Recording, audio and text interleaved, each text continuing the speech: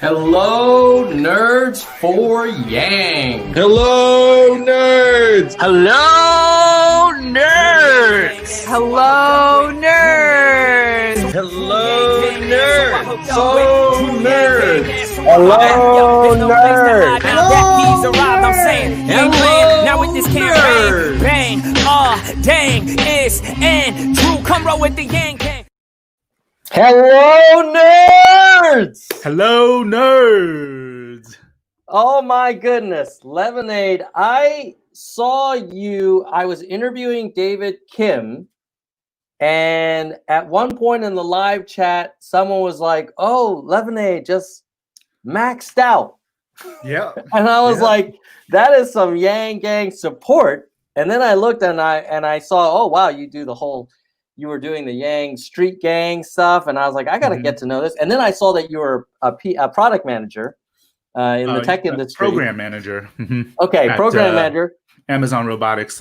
I was in that wow, I forget how long ago it is. I think it's like almost 5 years ago now. That's awesome though. I just said this guy's got a little nerd DNA in him, I'm guessing. Yep, definitely. I was majored in computer engineering. I love it. Yeah.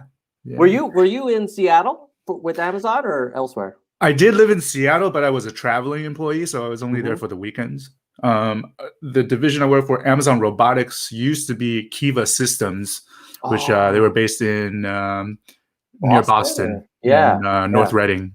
Right. Yeah. That's cool. So I was traveling around almost it was like 110% travel, because sometimes it would like last the weekend. So man. That's something that you can probably, it's easier to do earlier in life than when you have like more commitments and stuff. Yeah. Yeah, I did that for a long time till, I'm 38 now, so that was like I was 35-ish. Wait, no, I'm 39. Oh my God. Time flies, brother. Before you know it, dude. Yeah. Yeah. So let's start like a little bit about how did you go from program manager with Amazon to connect to the Yang Gang? Like what happened in between? How did you get here? Let's see. I never really enjoyed corporate world. It was, I feel like Amazon was a great outfit. Built a lot of character in me. They have a very streamlined culture of workaholism there. Yeah, and they're famous for that. Famous for it, yeah. And it was a great experience, but I always knew I wanted to get out of I was always trying to reach escape velocity in terms of my finances. And lucky enough, I was able to do that 5 years into my tenure there, and so I just up and quit. And now that's not a common path. Like a lot of folks, they'll enter a big tech company and they'll be there for a real long time. Was that a hard call for you, or was that part of the plan all along to kind of accumulate enough capital to then get the heck out of there? I think that was always what my heart wanted to do. I don't think, I'm not like a really good strategy long-term planner. I just kind of go by feel. And it just felt, as soon as I saved up enough money to take, if I really, really lived frugally, I could probably not have to ever work. But I figured I had saved up enough money to like take 5 to 10 years off. And that's plenty of time for me to, find something else. And I didn't know what else I would find, but I knew I would find something else. So, so what did you find something else? What happened after Amazon? I dove right into like a spiritual exploration. So the first thing I did was I signed up for a 10-day meditation retreat, a silent meditation retreat. And I just started, that blew my mind. So many things. I didn't even know that I had a religion, which was now I've found the term scientific materialism.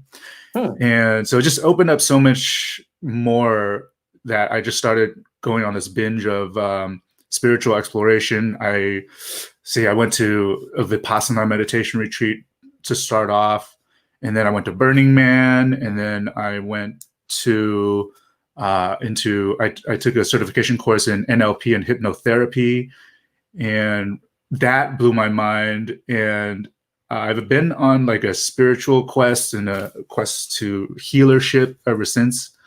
And now I'm a communications coach, a life coach, and I call myself a connection coach.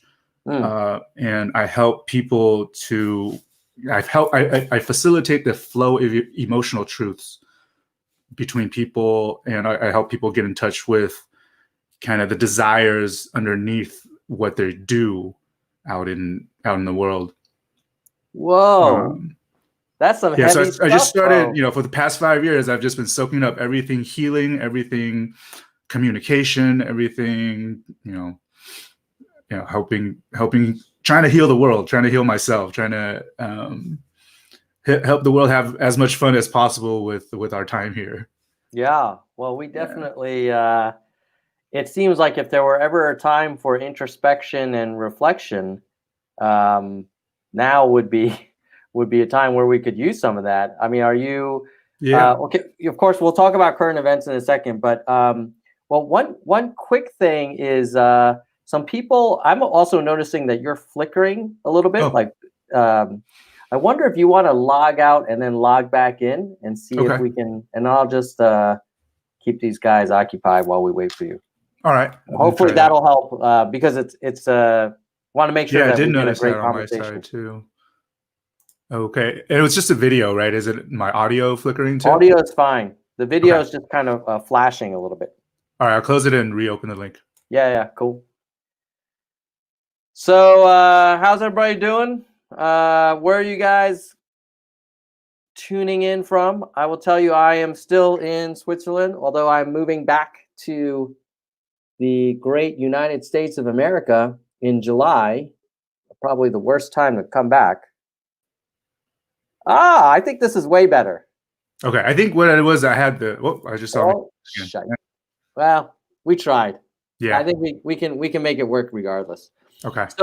So Levin, tell me a little bit about your path from kind of like this introspection and reflection and kind of a little bit of spirituality to then connecting with the guy who likes math running for president. How did that happen?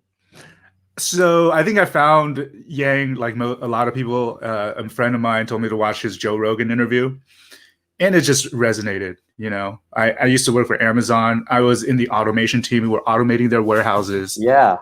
Everything just clicked at every single level. Like my obsession with healership, my obsession with conflict mediation, my frustration with politics up until I saw Yang, what I was seeing in the technology world, how it intersects with people. And I just saw so much like misunderstanding.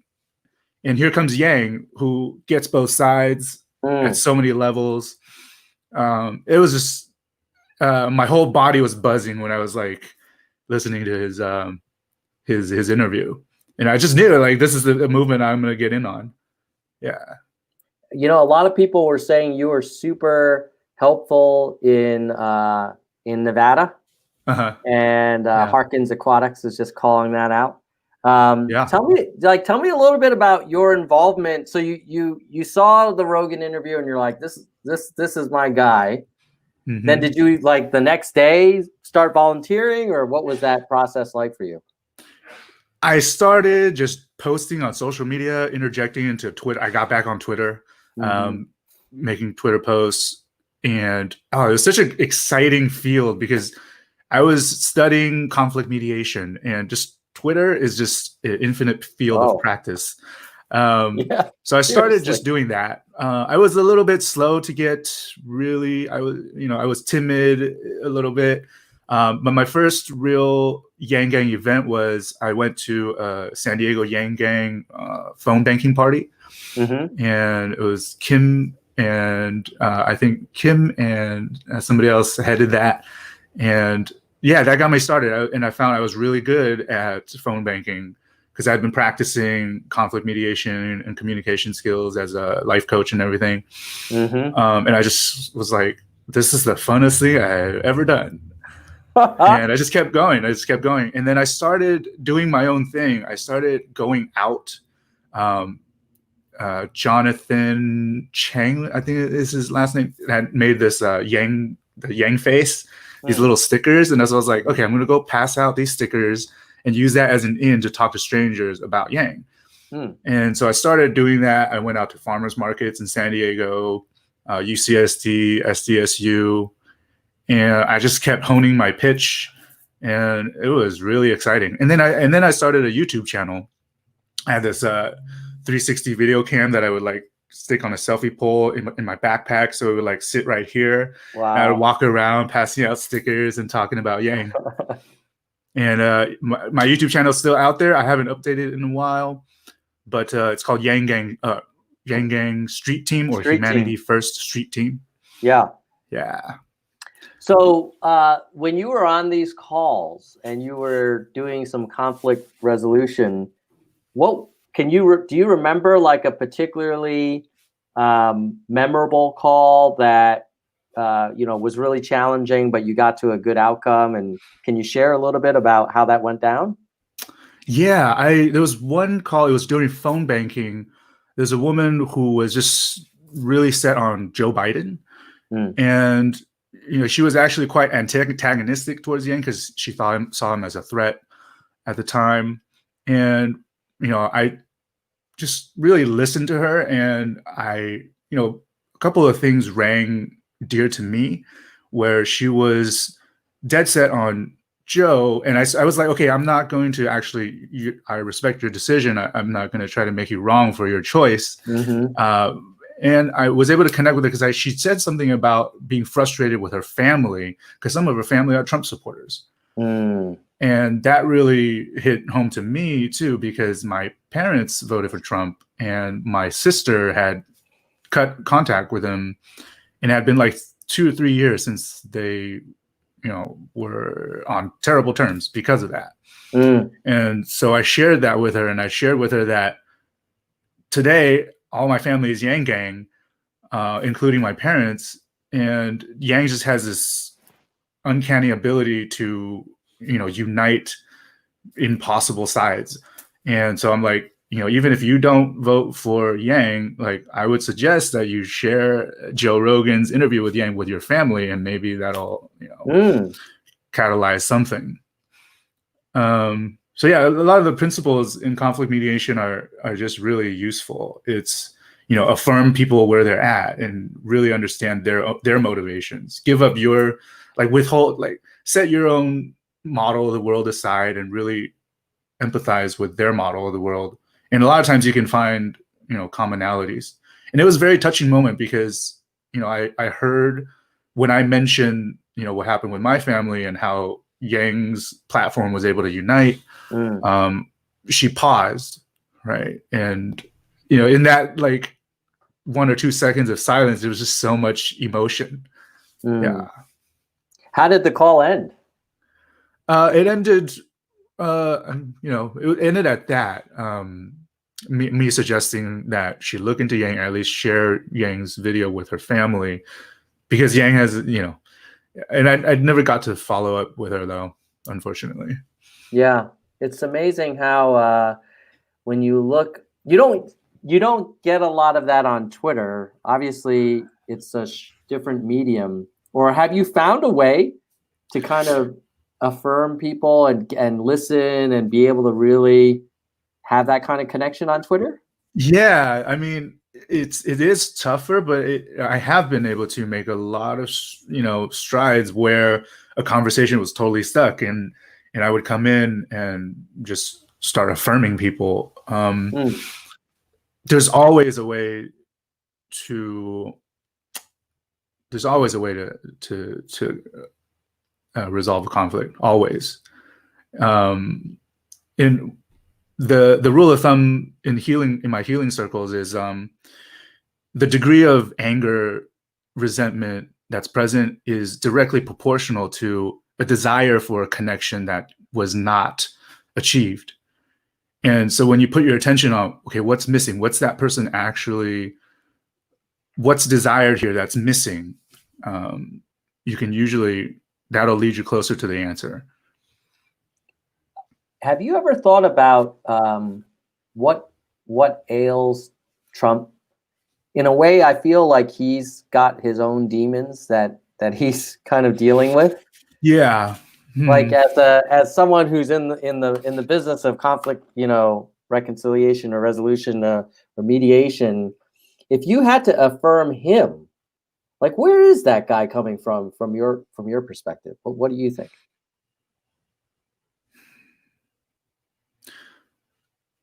Yeah, it's hard to say, right? It's I'm sure in his mind he's doing the right thing.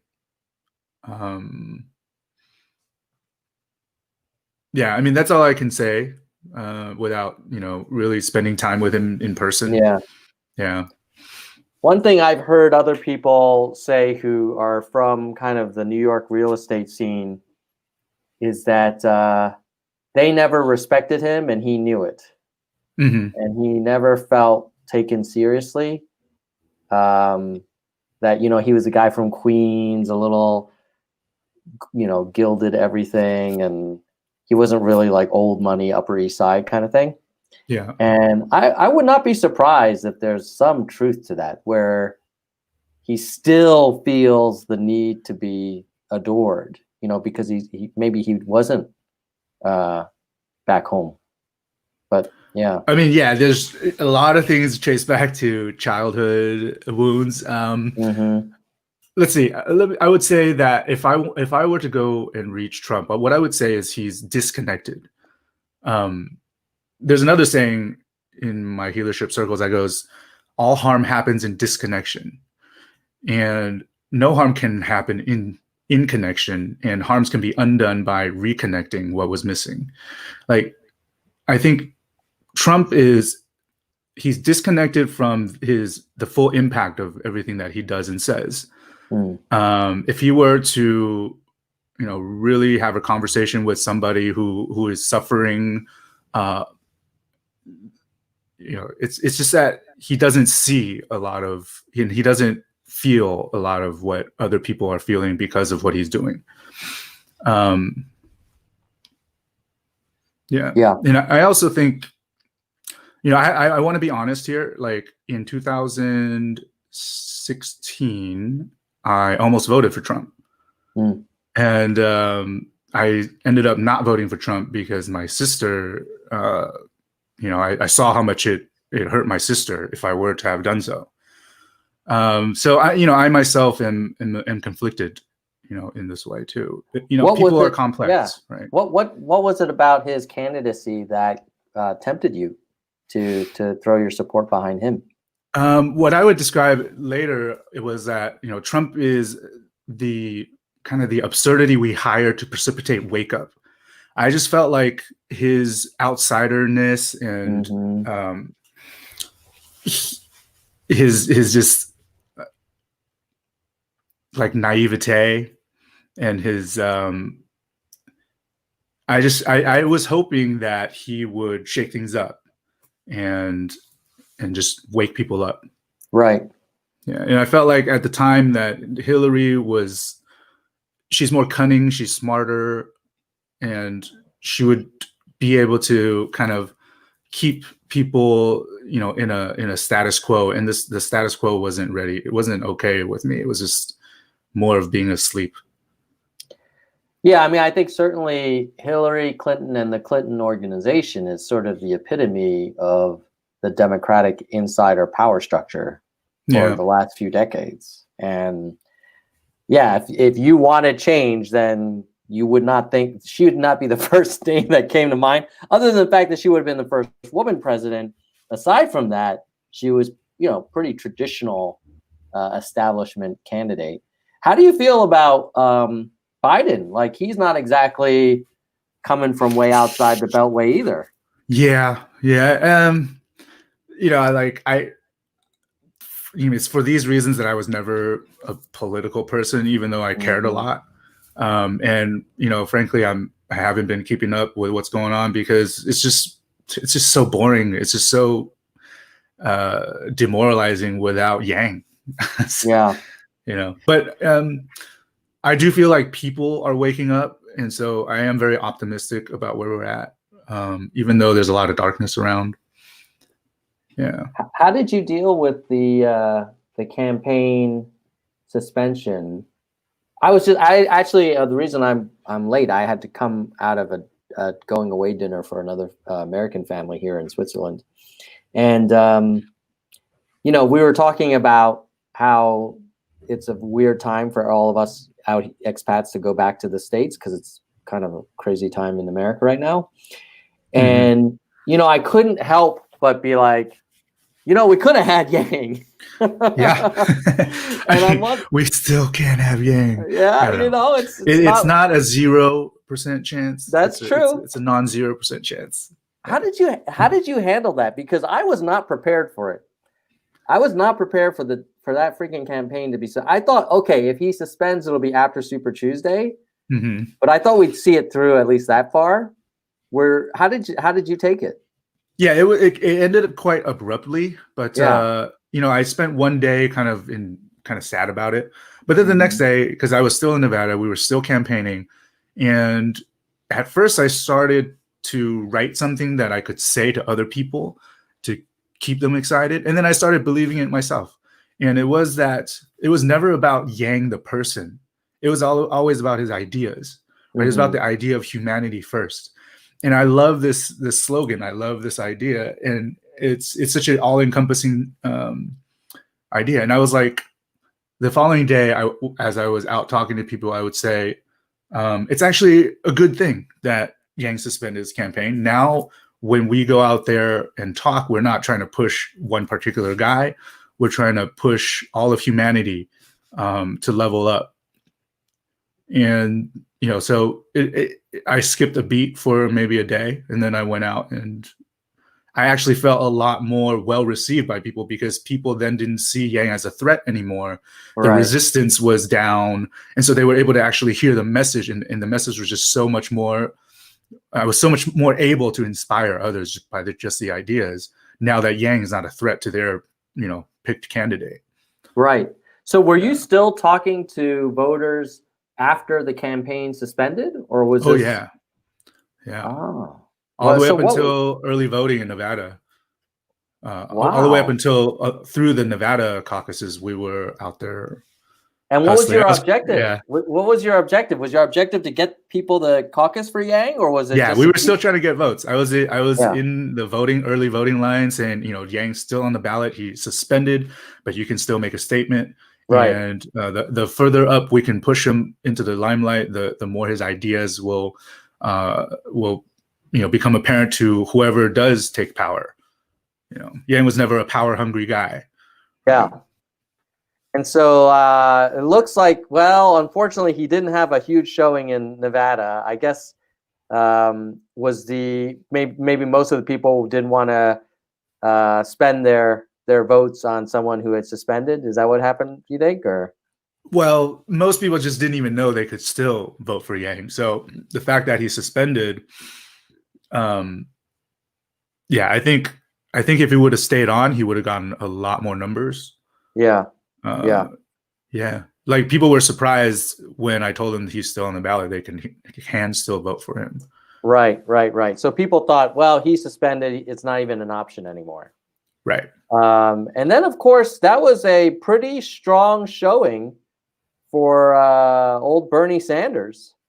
Double the outcome of Biden. I mean, at that point, I think a lot of people were saying, wow, Biden's pretty much done, because he basically couldn't win Iowa, he couldn't win New Hampshire, he couldn't win Nevada. What was the feeling on the ground? The feeling on the ground about Bernie getting about Biden? Yeah, well, Bernie having a good showing and Biden not. The feeling on the ground was just, Yang's out. What do we do now?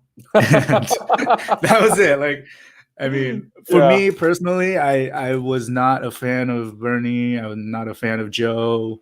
Yeah. I was just trying to get Yang's message out. Yeah. And so now a lot of us, I think, and it sounds like yourself included, have found some outlet in the Yang Gangers running for Congress. Uh-huh. So what's that been like from your perspective? Are you volunteering for any campaigns, or what's your level of kind of involvement there? My level of involvement, I've been pretty working on internal stuff. I've been connecting with my housemates. I am supporting and hosting 2 guys who are living with me right now that are on David Kim's campaign staff. So that's my level of involvement. I think I'm still living the motto of humanity first. And I'm going to for the next 4 years. And but for the past 3 months, I've been pretty domestic. I've been pretty just hanging out and connecting with my housemates. Now that is, we go pretty deep. We're all Yang Gang here, and we've been these guys I've been traveling with since Iowa, since Yang Month, and they're now here living at my house in San Diego. So I'm kind of playing a support role here. Yeah, how big was that crew that was sort of traveling around and staying together for so long? Well, staying with me, I had about six people at a time. Wow. Yeah, a lot of them came from they were involved with Sorority of Yang. Right. And I call my house during Yang Month the Yang Accelerator, and we've been kind of just kind of brothers, ideological brothers. Yeah. So when you think about 2024 and the potential of Andrew making another run at it, what do you think? Well, A, are you sort of excited about that? And B, what do you think we should do differently, if anything, to have a different outcome? So I think there's a lot of organization that needs to happen. For me, even during the campaign, as a communications coach, I was really, I was frustrated, but it's everybody was trying to do their best. But it's just, there's just such a need for how to connect. And it would be I remember there was just little things people don't as a society, we don't really know how to work together very well.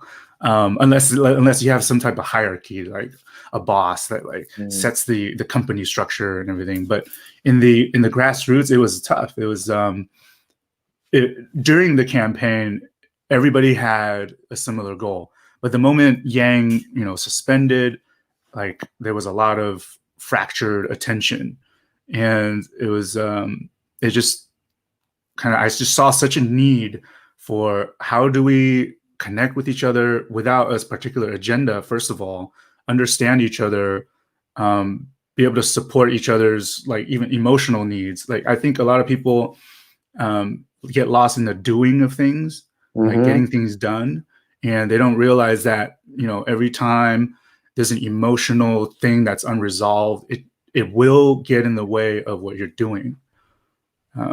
So a lot of what I'm doing out here with my household is I'm learning how to help people connect with each other, even when we don't have anything specific to do. Just understand what makes each other tick, how to serve each other better, and I make a game out of it, and we created this little greeting. I call it the neurosync greeting, and we're just every time we say hi, we go like this, and it's just, you set an intention to tune into the same frequency as another person, and once you have that kind of rapport, things just flow. When we go out, it's we don't really have to assign specific tasks. Everybody's just eager to help each other out. And I think that type of decentralized leadership, decentralized connections is what the movement will need, because now we don't even know if Yang's going to run in 2024. All we have is this idea that's left in us. And for me, I'm trying to live, like, the question I'm living my life with is, what makes humanity more fun to be a part of? And you just look at every aspect of, internally, your mind, your belief structures. Do they serve humanity to be a better, more fun to be a part of? And then your immediate social circle, like, how do you act in your social circle so that, this is more fun for everybody to be a part of? And then likewise, your local government, your infrastructures, and then your government infrastructures. It's just a design principle that I'm trying to design my life around.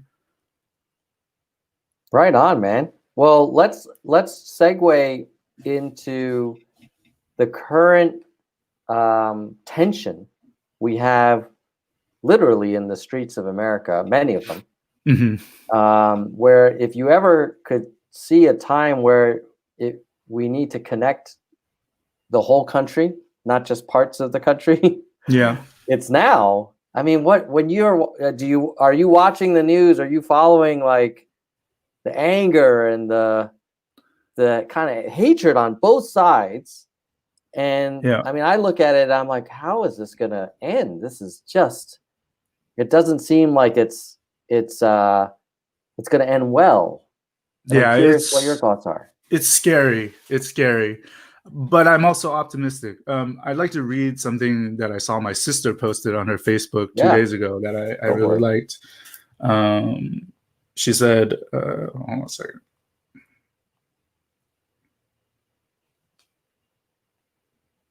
She said, what if the darkness we see around us is not the darkness of the tomb? What if it's the darkness of the womb? If we continue to breathe and push, we can birth a new country, one that respects all people, animals, and the environment. I think the conditions are really right this time. And I love that, there's a lot of pain. There's a lot of pain. And, we're programmed to try to avoid pain.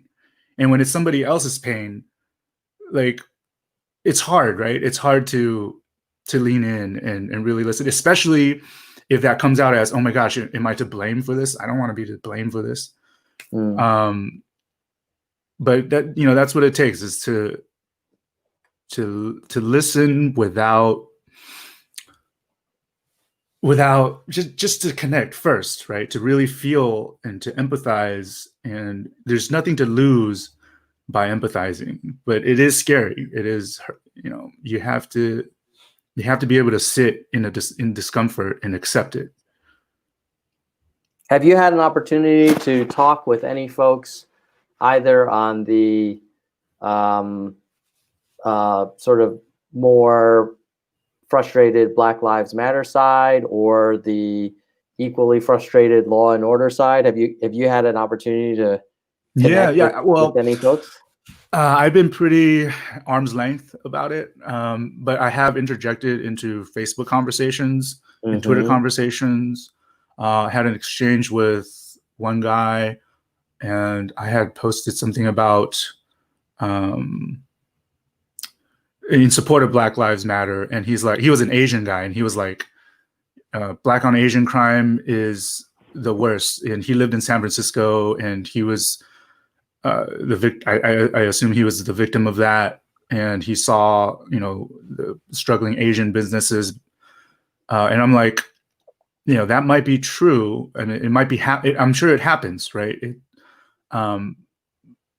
However, like, to be in support of Black lives doesn't negate whatever you're talking about. So you can empathize with Asians who are victim of, at the hands of Black crime. You can also empathize with Black people who are being terrorized by police. It's not either or. And I think, that was all I could say about that. And, it kind of goes with, I didn't want to make him wrong for it, right? Because what he's saying is happening. It's just that we have that dynamic of, one marginalized group marginalizing another marginalized group and like competing as to who's more marginalized. Mm-hmm. And it's not a zero-sum game. It's not either or. Yeah. And like one heuristic I like to remind people of is always ands. There's no ors in the world. Have you had an opportunity to try and help folks who are really fired up and who are kind of advocating just complete, like burning the whole system down, almost literally? Have you had any interactions with folks that are on that side of the fence who are also not thinking there's an and? I have not really had many real conversations with those people. What I would say is, like, for the people who want to say like defund the police. Yeah. I think the whole culture needs an overhaul, right? The police is just one aspect of this entire toxic culture of crime and punishment that we have. The way our prison system works, the way we even think about justice is like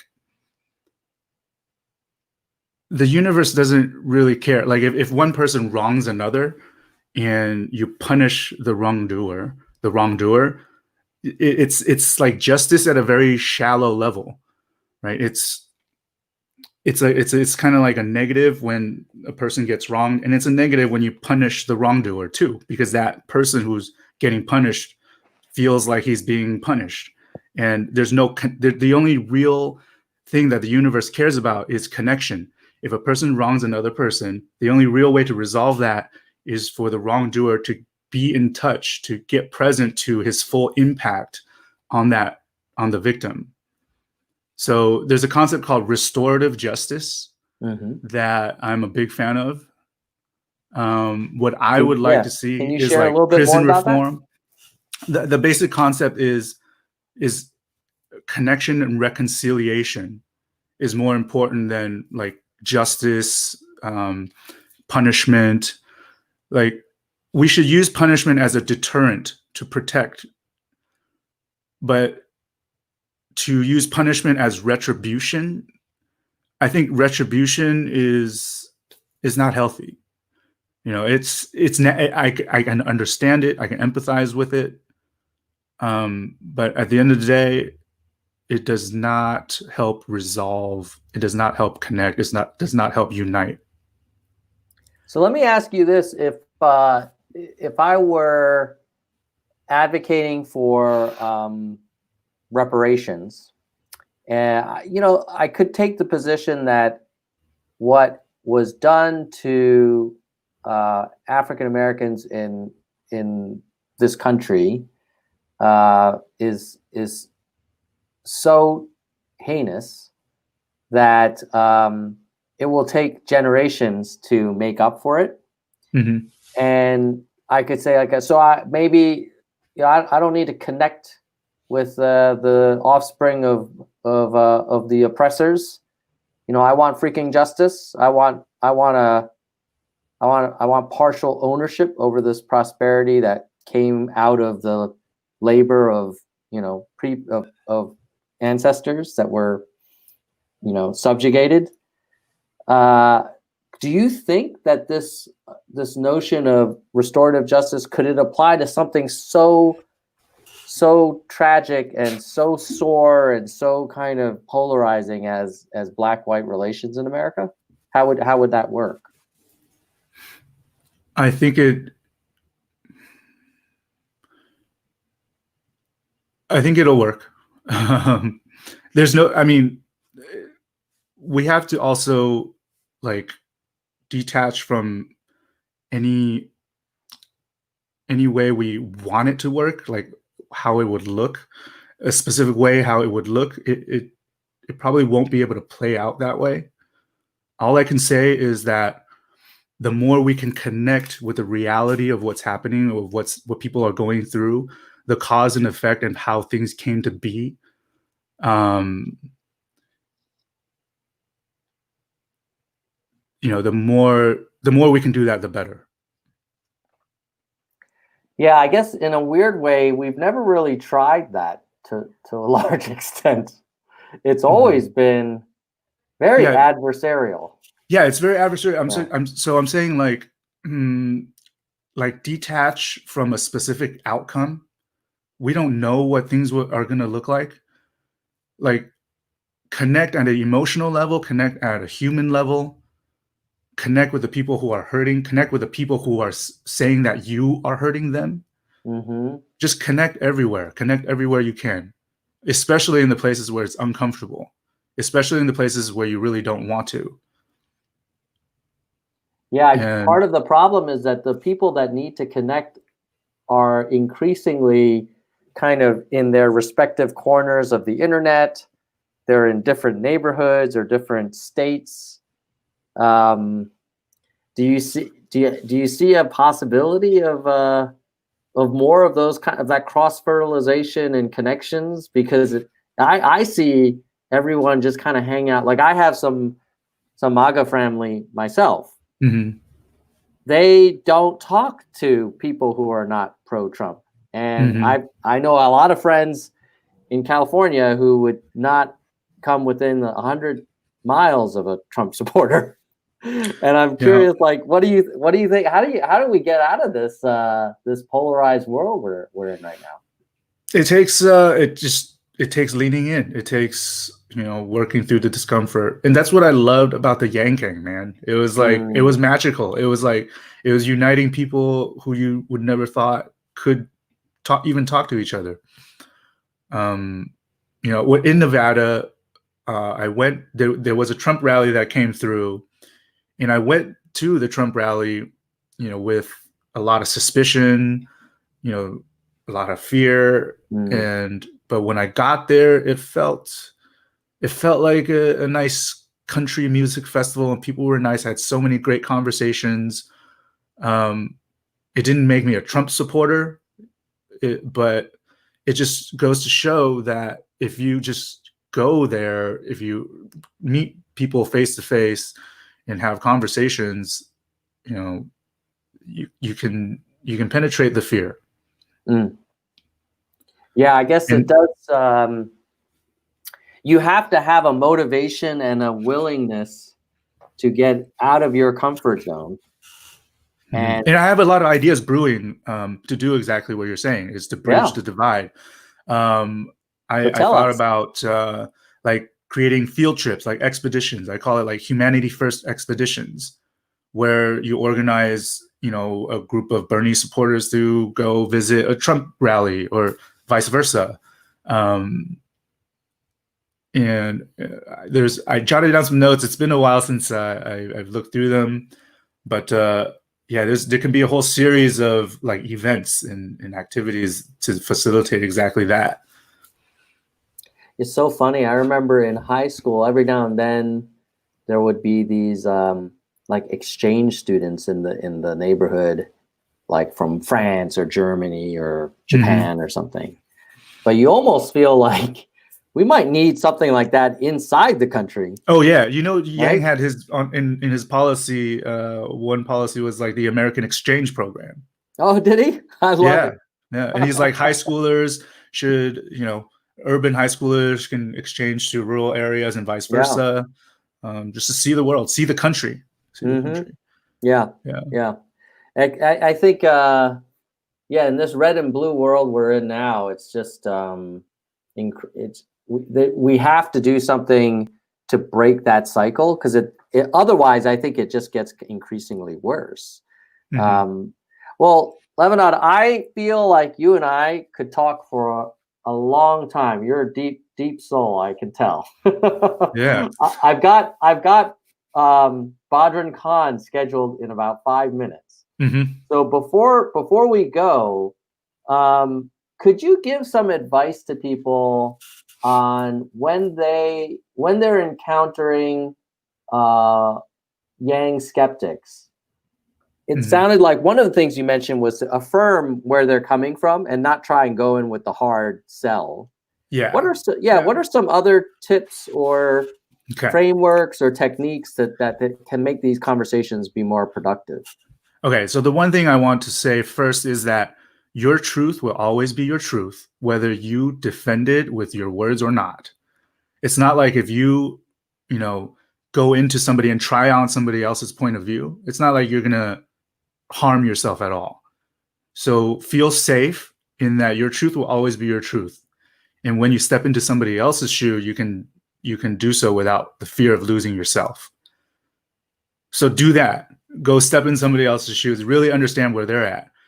And what you're doing is understanding somebody else's point of view and then maybe offering a perspective that maybe they had not seen that you've seen, and then let them, do what they would with a new piece of information.